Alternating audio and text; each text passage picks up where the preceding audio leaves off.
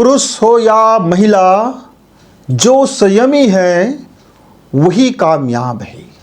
चाहे वह नैतिकता में संयमी हो, चाहे वो चरित्र में संयमी हो, चाहे वो अर्थ का संयमी हो, चाहे माइंड का संयमी हो, चाहे वाणी का संयमी हो, चाहे अर्थ का संयमी हो। तो मित्रों, जिसने जीवन में संयम को पालन किया वह सफल रहे, सार्थक रहे और कामयाब रहे। तो आज हम चर्चा इसी संबंध पर करेंगे मित्र।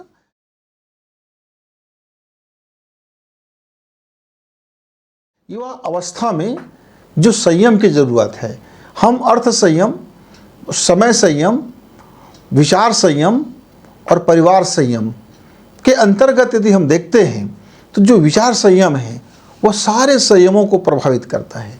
और यही जो संयम है जीवन के लिए इतना महत्वपूर्ण हो जाता है कि उसके आगे और पीछे ऐसा हो कि या संयम हो गए तो आप ऊंचाई तक पहुँचे, और आपने संयम को नहीं समझा तो फिर आप पतन की ओर नीचे चलते चले। नमस्कार मित्रों, आप हैं बसंत गुरु जी के साथ। आज हम चर्चा करते हैं अपने युवा साथियों से, जो युवा साथी रूप पर मोहित हो जाते हैं। एक लड़का एक लड़की के रूप पर मोहित हो गया।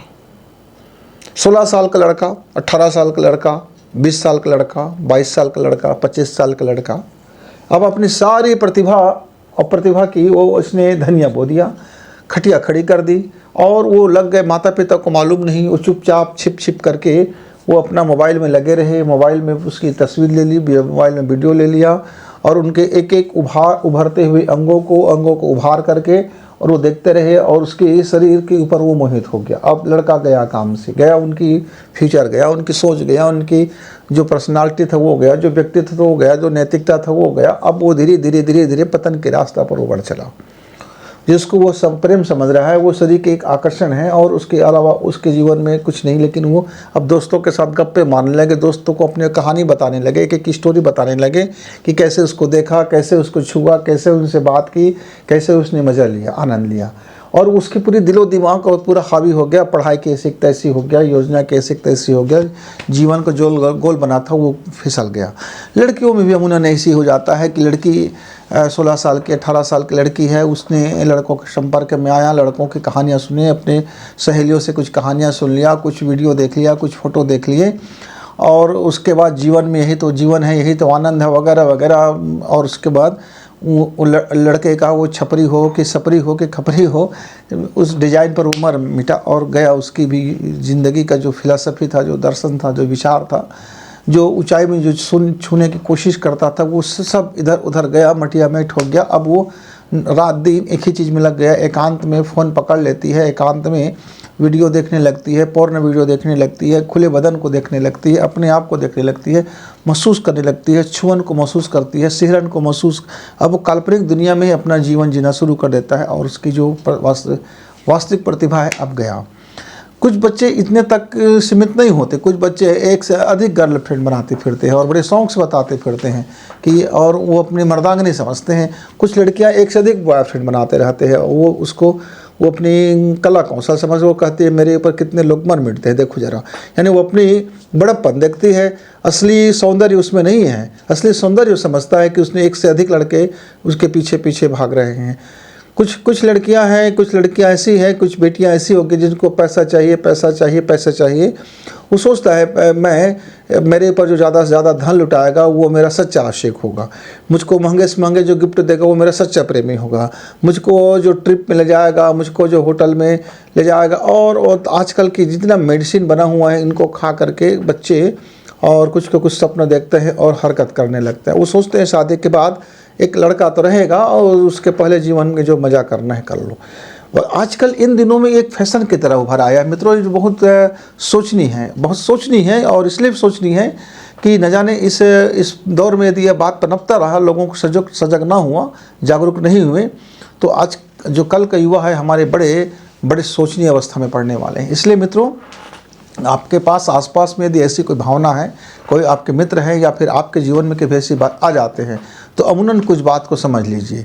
एक से अधिक गर्लफ्रेंड का होना या बॉयफ्रेंड का होना आपका बड़प्पन नहीं, आपके आपके नैतिक पतन और चरित्र पतन का वह एक घोतक है। एक उसमें आपके सामने समझदारी नहीं, कोई बड़प्पन नहीं, बल्कि वे आपके धोखेबाज होने का, लड़कीबाज होने का, लड़काबाज होने का, इशकबाज होने का और एक प्रकार से आवारा होने का और एक कमीना होने का भी एक सर्टिफिकेट की तरह आपके माथे पे चिपक जाता है भविष्य में। वो आपके लिए हानिकारक है मित्र। एक है कोई बात नहीं, एक है तो हम समझ सकते हैं कि आपका मन में किसी के साथ प्रेम हो गया, आपका मन किसी के साथ लग गया, आपके मन में कुछ बातें उठ गया, आपको अच्छा लगने लगा। क्यों लगने लगा, इसके पीछे यदि आपका रीज़न है कि उसकी कपड़ा अच्छा है तो फिर आप गलत जा रहे हो। शरीर अच्छा है, डुल डौल अच्छा है, अरे उसका फिगर क्या है, अरे क्या शानदार स्मार्ट दिखते हैं, ब्यूटीफुल है, ऐसे ऐसे चीज़ों में यदि आप उलझ गए तब तो फिर आपका हो गया, आपका फिर भगवान मालिक, फिर आपका पतन होने में कोई वक्त ना लगेगा। तो मित्रों, समझदारी की बात देखिए। इस संसार में एक लड़का एक लड़की विवाह करता है, परिवार बसाता है।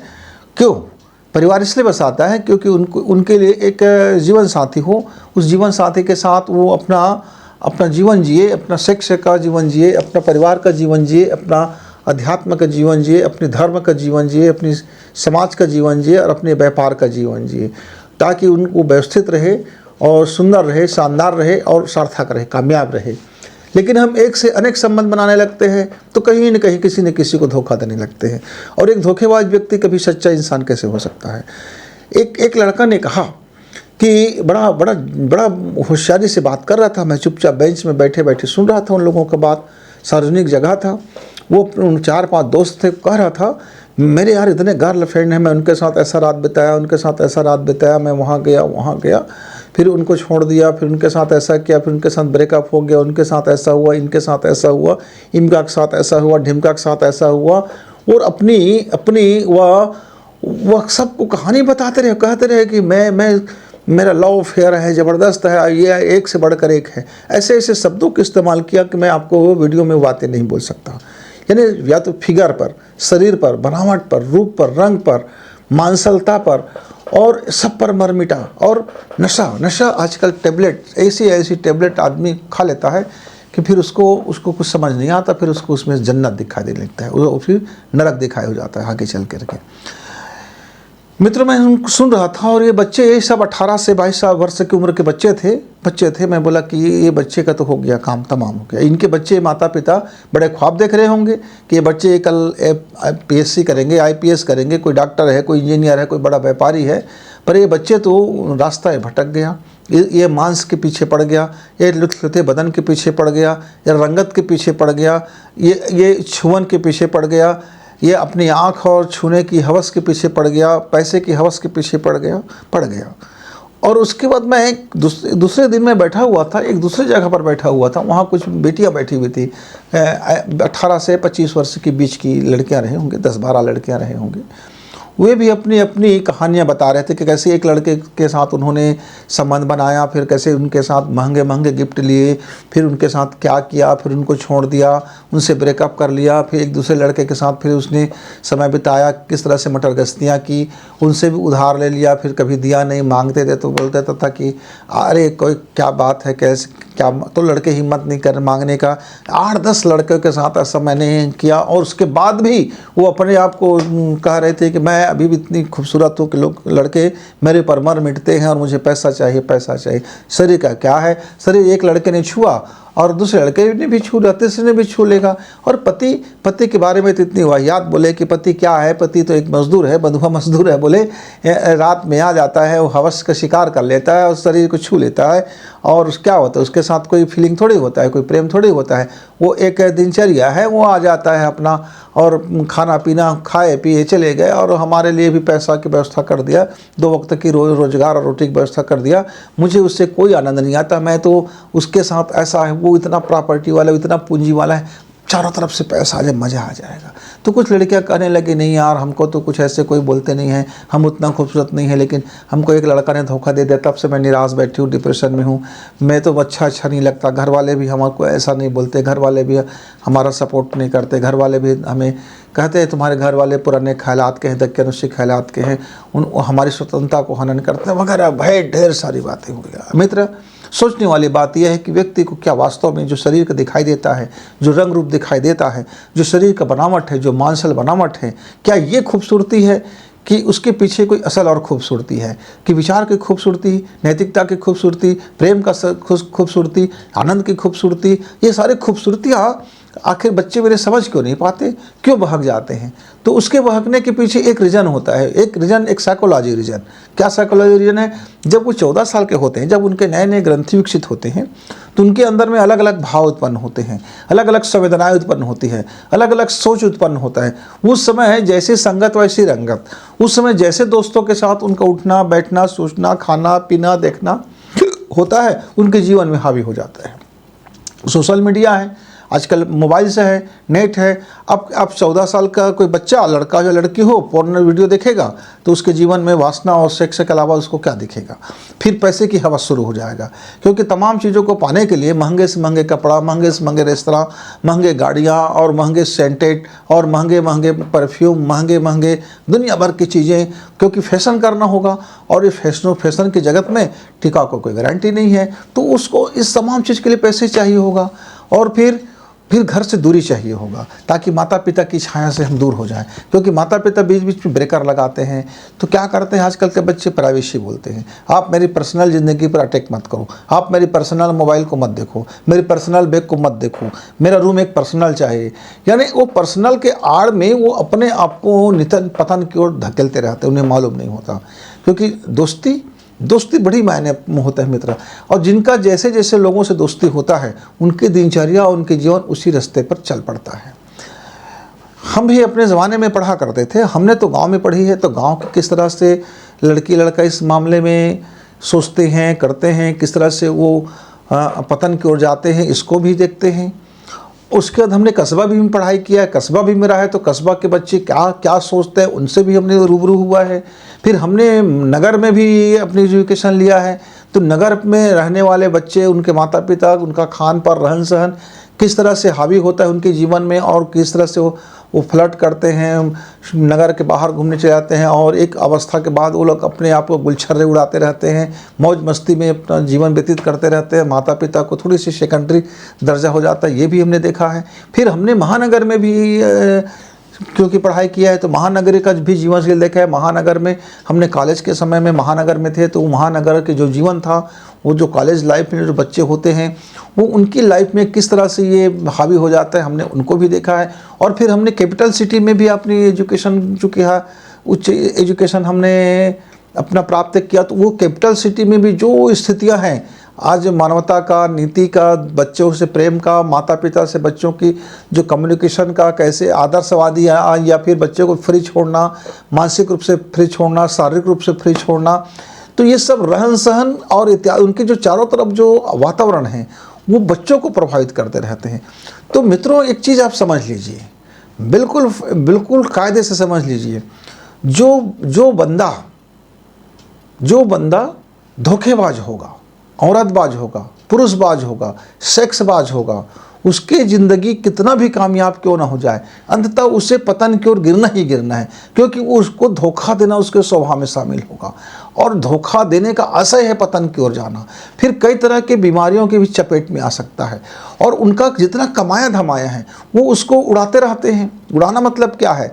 घर में चोरी छिपे दूसरे के ऊपर पैसा फूंकना, दूसरे के ऊपर करते रहना, और अपनी जो योजना है उस योजना में कहीं न कहीं धोखा करना, अपने लोगों के साथ धोखा करना, अपने परिवार के साथ धोखा करना, जो उनके अपने हैं उनको धोखा में रखना, जो दुनिया का सबसे वाहियात गंदी चीज़ें हैं कि हम अपने ही लोगों को, अपने ही जिनकी है, हम उनको धोखे में रख देते हैं। तो ऐसे लोग विश्वसनीय नहीं हो सकते। तो मित्रों, आपका बॉयफ्रेंड गर्लफ्रेंड है तो ठीक है तो, लेकिन एक से अधिक है, इसका मतलब आप धोखेबाज नंबर 1 हैं। एक से अधिक है मतलब आप कमीना हो सकते हैं, एक से अधिक है मतलब आप कमीने भी हो सकते हैं। कई लोगों के साथ आपका एक साथ चल रहा है, तो ये किसी भी तरह से हम इसको नैतिकता नहीं कह सकते, प्रेम नहीं कह सकते, ये कोई दोस्ती का दायरा नहीं मित्र। दोस्ती बिल्कुल अलग चीज़ है। दोस्ती, फ्रेंडशिप एकदम पवित्र चीज़ है। फ्रेंडशिप में आपने मिर्च मसाला डाला सेक्स का, आपने फ्रेंडशिप में आपने मिर्च मसाला डाला आपके आजकल कई प्रकार से छूने का, बस हर लड़का स्कर्ट इसके नीचे को पा लेना चाहता है, तो फिर वो लड़का वाहियात होगा और फिर उसके साथ किसी के साथ दोस्ती, पवित्र दोस्ती नहीं हो सकता फिर, क्योंकि उसकी निगाह गंदा है, उसकी सोच गंदा है, उसकी विचार गंदा तरीके से है। तो ऐसे गंदे तरीके से, चाहे वो उस चेहरा में कितना भी स्मार्ट क्यों ना हो, बहुत सुंदर लड़का है, बहुत स्मार्ट दिख रहा है, बहुत पैसा कमाता है, लेकिन यदि उसकी नज़रें हमेशा किसी बच्ची की स्कर्ट के नीचे की तरफ है, सोच उनका है, हावी है, और मौका मिलेगा तो वो उसको चबा जाएगा, मौका मिलेगा तो अपना शिकार कर लेगा, मौका मिलेगा तो वासना सेक्स में वो डूब जाएगा। तो ऐसे बच्चे कभी भी पतन की ओर आ सकते हैं, कभी भी पतन की ओर आ सकते हैं। उसी लड़कियां किसी लड़के की जेब को देख करके उससे प्रेम करता है, कितना मुझ पर लुटाता है यार, ये तो ये उसका प्रेम का मायने है, कितना मेरे ऊपर उमरता है, मतलब कितना पैसा फूंकता है, कितना महंगा गिफ्ट देता है, कितना उसकी झूठी तारीफ करता है, कितनी उसके ऊपर आता है, लेकिन विवाह नहीं करेगा उससे। ये समझ नहीं आ रहा है। तो आजकल इन दिनों में महानगरों में, नगरों में खासकर इसकी बहुत ज़्यादा वायरल हो रहा है मित्रों, बुखार की तरह ये संस्कृति वायरल हो रहा है, और ये संस्कृति बहुत हानिकारक है, बहुत घातक है। प्रेम के नाम पर फुहड़ता, दोस्ती के नाम पर फुहड़ता, फ्रेंडशिप के नाम पर फुहड़ता। माता पिता को कहते हैं तुम लोग पुराने ख्याल के हो, हमारे विचार स्वतंत्रता पर आपने हनन किया, ऐसा करते हो, ऐसा करते हो।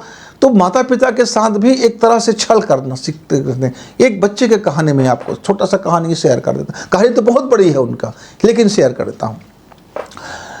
वो बच्ची 16 साल का हुआ, 16 साल के बाद एक ऐसे संगति में आ गया जो उनके ऊपर खूब पैसा उड़ाते थे, क्योंकि उस समय उनकी गोल मटोल चेहरे और मृगनयनी आंखें और उसकी चपलता और उसकी शरीर की उभार उस लड़के को भाग गया। अब वो लड़का उसके ऊपर पैसा उड़ाने लगे और महंगे महंगे रेस्तरां, महंगे महंगे गिफ्ट, महंगे महंगे जाना वहाँ, और उन दोनों का अब सेक्सुअल संबंध बनने लगा। फिर लड़की ने सोचा यार इससे भी बड़ा ज़्यादा अब तो पैसा लुटाने वाला दूसरा लड़का तैयार हो गया है, तो अब एक के बाद दूसरे लड़के के ऊपर फिदा हो गया। वो लड़का अब उसके ऊपर फिदा हो गया। अब इस पुराने वाले लड़के का उसके किसी और के साथ टाका फिट हो गया। अब उनके जीवन में ऐसे कई तरह के जाल और जंजाल फंस गए। अब इनके माता पिता चिंतित हो गया, अब इनकी शादी कर दें। अब जैसे तैसे करके एक लड़का ढूंढा, एक सीधा साधा लड़का ढूंढा। हालांकि सीधा साधा लड़का को भी किसी का प्रेम का अनुभव था, लेकिन उन्होंने ऐसा एक के बाद बदला नहीं था। एक से किसी से प्रेम हो गया था और आपसी रजामंदी से दोनों अपने अपने जीवन को अलग कर लिए थे। अब इनके बीच में शादियां हो गई। अब लड़की बार बार उनको धमकी देता है, आप इतना कमा के लाओ, इतना पैसा लाओ, इतना सुख दो, इतना सुविधा दो, तब आपके साथ रहूँगा, नहीं तो आपसे तलाक ले लूँगा। और कहता है कि मेरे तो इतने बॉयफ्रेंड थे, मेरे इतने हैं, हम लोग ऐसे थे, इतना गिफ्ट करते थे। मतलब लड़के को ये समझाता है कि तुम में कोई मर्दांगनी नहीं है, तुम इतना सुन के भी मुझको तलाक नहीं दे रहे हो। अब उस मित्र ने मुझसे पूछा, गुरुजी ये मर्दांगने की परिभाषा बड़ा मुसीबत वाली बात हो गया। बोलते मुझको कोई फीलिंग नहीं हो रहा है, आप मेरे पति हो, वगैरह वगैरह। आजकल ये फीलिंग वाला है। हर बंदे कहता है मैं शादी तो कर लूँ लेकिन मुझको कोई फीलिंग नहीं हो रहा है। मतलब फीलिंग मैंने क्या अनुभूति चाहते हो, क्या महसूस चाहते हो? तो ये एक अजीब सी रोग उत्पन्न हो गया है कि हमने शादी तो कर ली लेकिन फीलिंग नहीं हो रहा। क्या फीलिंग चाहते हो? जब फीलिंग बनाना आपके हाथ में है, विचार आपके हाथ में है, सोच आपके हाथ में है, एहसास आपके हाथ में है। तो उस बंदे को फिर मैंने कहा कि बेटा जो आपके बिस्तर को में जा करके, बेड में जा करके आपको फुल्ली सेक्स में आपको संतुष्ट कर दे, उसके बाद आप थक जाओ, उसके बाद सेक्स की उसकी मांग बढ़ी रहे, तो वो आप कह सकते हो कि लड़की बहुत दमदार है। ऐसा नहीं है, आपकी इस सोच की गलत धारणा है। ऐसे कि लड़कियां सोचते हैं कि लड़के यदि बिस्तर पर है और वो मेरे सेक्स की पूरा पूर्ति करते हैं, उसके बाद भी उसमें थकावट नहीं है उसका। तो आजकल तो मेडिकल में कई तरह की गोलियां खा लेते हैं और आपको तसल्ली दिला देते हैं, और वो सही मर्दांगनी की परिभाषा बिल्कुल नहीं है। ये गलत तरह से मर्दांगनी, गलत तरह से औरतपन का है। तो मित्रों थोड़ी सी सोचने की बात है। ये स्वतंत्रता है, ठीक है, लेकिन ये आपका डायरेक्शन कहाँ जा रहा है? यदि आप ऐसा जीवन जीते हो तो निश्चित तौर से कल आपका जीवन पतन होने वाला है, बिल्कुल पतन होने वाला है। आप अभी समझ जाओ तो अच्छा, और बाद में पतन होने के बाद आपको अनुभव होगा, तब तो होगा ही होगा, तब तो मेरे बोलने का कोई मतलब ही नहीं रह जाएगा। लेकिन यदि आप ये रास्ते पर चल पड़े हो तो निश्चित दरो आप पतन के रास्ते पर जा रहे हो। तो मित्रों असली मर्दांगनी तो अपने परिवार को चलाना है, अपने परिवार को खुश रखना है, अपने परिवार की हिफाजत करना है, अपने परिवार के लिए मेहनत करना है, अपने परिवार को एक संस्कृति देना है, अपने परिवार को एक अध्यात्म के जीवन देना, अपने परिवार को खूबसूरत बनाना है, अपने परिवार को उच्च बनाना है, अपने परिवार को एक बेहतरीन बनाने की दिशा में काम करना, यह असली मर्दांगनी है और असली यही औरतपन है। असली औरतपन नहीं है कि आपके पीछे 4 लट्टू हो गए, यह असली मर्द वो नहीं है जो आपके पीछे 4 लट्टू हो गई। ये तो आपका मानसिक विकृति है, ये एक तरह के आपके रोग है, आपकी कमजोरी है, भीतर से डर रहे हो। अब आपका शरीर चला जाएगा तो क्या करोगे, बुढ़ा हो जाएगा तो क्या करोगे, बुढ़ी हो जाएगी तो क्या करोगे। आपने फ्यूचर का भी सोचा? आपका वर्तमान ठीक मौज मस्ती और आराम से चल रहा है। तो ऐसे लोग हमेशा चंचला प्रवृत्ति के होते हैं, वो किसी के नहीं होते। और जो किसी के नहीं होते हैं, आप उनका साथ छोड़ देना ही उत्तम। जो किसी के नहीं है, उनके गली अलग कर दो, उनकी रास्ता अलग कर दो, उनकी मार्ग अलग कर दो। वो चाहे कितना भी खूबसूरत क्यों ना हो, आपके लिए ढेले के समान। वो उनका जीवन क्योंकि कल छीत से भरने वाला है, जहरीले कांटे से भरने वाले हैं, कैक्टस कांटों से भरने वाले हैं। इसलिए मित्रों, यदि आप समझदार हो तो व्यक्तित्व को चुनो, आप समझदार हो तो क्वालिटी को चुनो, आप समझदार हो तो अपने अंदर की प्रेम को चुनो, आप समझदार हो तो खुशी को चुनो, आप समझदार हो तो नैतिकता को चुनो, आप समझदार हो तो संस्कृति को चुनो, आप समझदार हो तो अध्यात्म को चुनो। इसको यदि आप चुनते हैं तो शरीर उसके दायरे में आता है, लेकिन शरीर से ज़्यादा तो आदमी का संस्कार और विचार की खूबसूरती, विचार और संस्कार की खूबसूरती के साथ उसके जीवन की खूबसूरती का बंधा होता है मित्र। तो आपके ऊपर है कि आप अपने जीवन में किसको ध्यान देते हैं। मित्रों, हमने अपने जीवन में ऐसे कई मित्रों को जानते हैं जो बहुत परेशान हैं, पैसा वाले हैं, बहुत कमाई किया, लोग कहते हैं कितना सफल व्यापारी, लोग कहते हैं कितना बड़ा अधिकारी, लोग कहते हैं कितना बड़ा राजनेता, लेकिन उनके जीवन में इतनी परेशानियां कि वो डिप्रेशन में हमेशा डॉक्टरों के शरण में रहते हैं, या फिर मनोचिकित्सक के पास जाएंगे, या फिर लोगों से चुपचाप, ताकि किसी को पता न चले, किसी ज्योतिषिक शरण में जाएंगे, किसी और लोगों के शरण में जाएंगे। क्यों? क्योंकि उनके ज़िंदगी में यदि वो महिला है तो एक से अधिक पुरुष एक साथ है उनके जीवन में, और कोई यदि पुरुष है ऐसा तो उनके साथ उनके जीवन में एक से ज़्यादा महिलाएं हैं, और वो सब को लेकर के चलना चाहता है, अपनी मानसिक फितूर के साथ उनके साथ जीवन जीता है। अब बताइए, एक राजनेता था, उनकी 70 साल की उम्र हो गया था, और उसने 24 साल की लड़की से उसने कहा कि प्रेम हो गया, तो हमने शादी कर ली। सच्चाई बात यह था कि 24 साल की लड़की उनके शरीर पर नहीं, उनके धन दौलत पर मर मिटी थी। और वो चूँकि वो एक ऐसी पेशा से थी वो लड़की मीडिया में काम करती थी। दुनिया भर के लोगों के साथ पैसे के पीछे भागना, पैसे के को समझना, और उसकी नज़र में मर्द कुछ और नहीं, सिर्फ पैसा वाला मशीन था। और मित्र, उसके बाद उन्होंने शादी कर ली, राज खुल गया, अपने घर लेके आ गए। अब एक साल के अंदर में फिर उनका तलाक हो गया। क्यों? क्योंकि घर वाले समझ गए, वो पुरुष भी समझ गया कि ये तो पैसे की हवस था, ये मेरे शरीर से इसका मतलब नहीं था। उस समय तो झूठी तारीफ कर देता था कि आप मर्द हो, आप सच्चे मर्द हो, और मैं फिसल गया और भाग गया। मैं एक लड़की की कहानी आपको बताना चाहता हूँ, ठीक इसके विपरीत। उस लड़की की उम्र, आज की उम्र में वो 50 साल की है। जब वो 45 साल की थी, एक लड़का आया, वो भी 45 साल का था। उस लड़की को लगा कि ये लड़का उनसे बड़ा प्रेम करता है, ये लड़का उनके जीवन में बहुत अच्छा है। यद्यपि बताया लड़की ने कि मेरे जीवन में कई लड़के आए और चले गए, किसी ने मुझे संतुष्ट नहीं कर पाया। कोई धन से गरीब था, कोई मन से गरीब था, कोई तन से गरीब था, किसी के पास सेक्स की क्षमता नहीं था, किसी के पास राजनीतिक क्षमता नहीं था, किसी के पास धन का क्षमता नहीं था, मतलब सारी कमियां थी। और मैं बोला कि हमने छोड़ते चले गए, पर उनको लगा कि इनके पास ठीक ठाक है। अब उस लड़के ने उनके साथ 2 साल रहा। 2 साल रहने के बाद कुछ ऐसी हरकतें की कि उस लड़की को आत्महत्या करना पड़ गया, और उसकी सारी पूंजी, सारी प्रॉपर्टी उस लड़के के नाम चला गया। बाद में तफ्तीश हुआ, जांच हुआ, तो मालूम हुआ कि उसने आत्महत्या नहीं करी थी, इसने हत्या कर दिया था। और बाद में लड़का जेल भी चला गया। जब जेल गया तो ये कहानी सामने आया। तो समझ में ये आता है कि आपका जो बुद्धि है, आज के जनरेशन में जो बुद्धि है, किस तरह से तिकड़म करता रहता है कि उसके लिए प्रेम भी मायने नहीं है, धन के आगे उसका कुछ मायने नहीं है, उसके लिए फिर कुछ भी हथखंड अपनाएगा वो।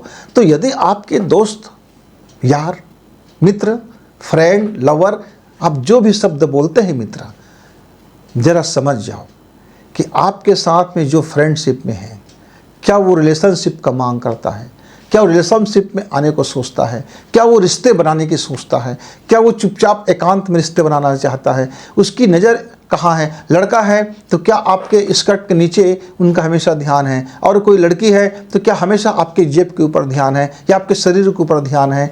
आखिर कहीं ना कहीं तो आप इसको ज़रा समझिए। यदि आप समझ जाते हैं तो आप अपनी ज़िंदगी का मुकाम हासिल करोगे, क्योंकि आत्मसंयम तभी निभता है जब आपका विचार संयम सही हो। जब विचार संयम आपका जीवन में आता है मित्रों, तब मन का संयम आता है, और जब मन का संयम आता है तब शरीर का संयम होता है। आप शरीर के संयम बाहरी लोग दिखाने पर आप संयमी हो जाते हैं, लेकिन अंदर से संयम नहीं रहते। मैं एक अंतिम में एक छोटा सा एक लड़का का कहानी बताऊँगा। लड़का और लड़की दोनों हैं।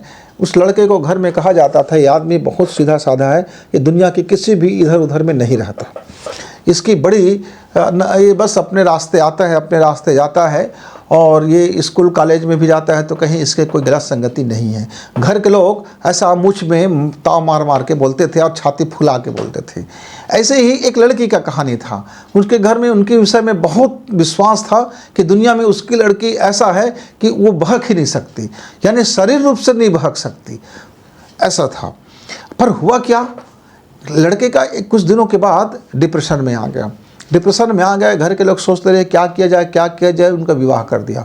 विवाह करने के बाद उनके पति पत्नी में बहुत अनबन होने लगा, बहुत झगड़ा होने लगे।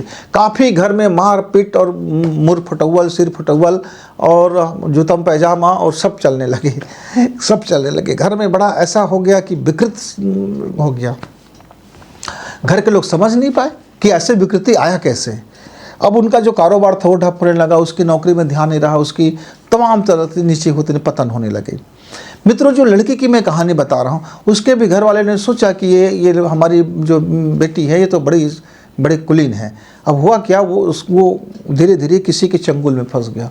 और ये मोबाइल का जगत है, यूट्यूब का जगत है, उसके बाद दोस्त है, यार है, सब उनको मानसिक रूप से बहकाने लगे। और ऐसे एक फ्रॉड लड़का के चंगुल में फंस गया कि उसके जीवन को तबाह कर दिया, बर्बाद कर दिया। लेकिन उसने एक समझदारी किया कि जब तबाह हो गया तो वो तबाह हो गया, अब हो गया तो हो गया, अब क्या किया जाए। तो वो मरने के बजाय उसने सोचा कि घर में इस बात को बता दें। अब घर वाले यदि जो फैसला होगा अब देखा जाएगा, मरना तो है ही है, आत्महत्या करने से पहले वो अपने दिल का बोझ हल्का कर ले। उसने अपने पापा से सारी बातें बता दिया। तो पापा ने कहा कोई बात बेटा, लौट जाइए। मित्रों, उसने अपने बच्चे को मनोचिकित्सक के पास जाना उचित समझा, घर में उचित माहौल दिया।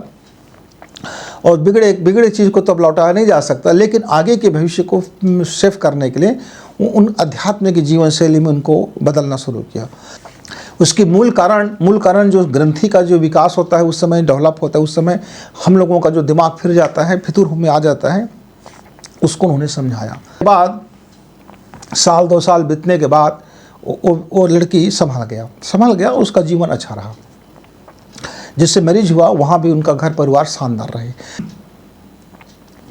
तो मेरे युवा साथियों, यदि कोई आपको ऐसा मिल जाए, कोई ऐसा स्टोरी सुनाता हुआ मिल जाए, तो संभलिए, अपनी वास्तविकता को समझिए, प्रेम का सही मायने समझिए, शिक्षा का सही मायने समझिए, परिवार का सही मायने समझिए, और अपने प्रगति का सही मायने समझिए, अपने व्यक्तित्व का सही मायने समझिए।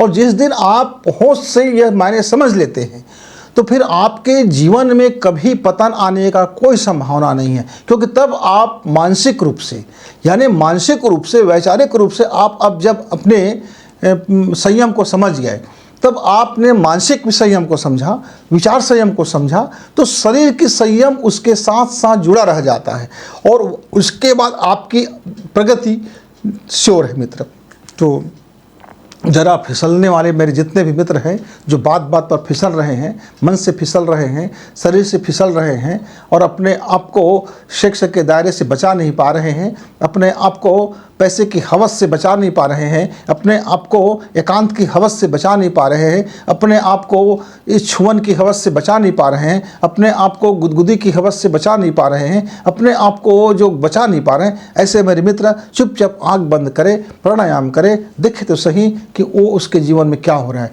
और इसका अंतिम परिणाम क्या होगा। जिस क्षण वो अंतिम परिणाम को महसूस करेंगे मित्र, फिर वो अपने जीवन में सही रास्ते पर, सही ट्रैक में आ जाएंगे। तो मुझे उम्मीद है कि मेरे जो युवा साथी है जो इस तरह से इशकबाज है, लड़कीबाज है, लड़काबाज है, माने एक तरह से ऐसे फंसे हुए हैं, ऐसे मामले में दौड़ लगा रहे हैं अपने आप को थोड़ा सा ये समझ करके अपना हीरोइनगिरी दिखाने के चक्कर में अपनी ज़िंदगी तबाह कर रहे हैं। ऐसे युवा मित्र, ज़रा रुको, ठहरो, सोचो, अपनी विज़न क्लियर करो।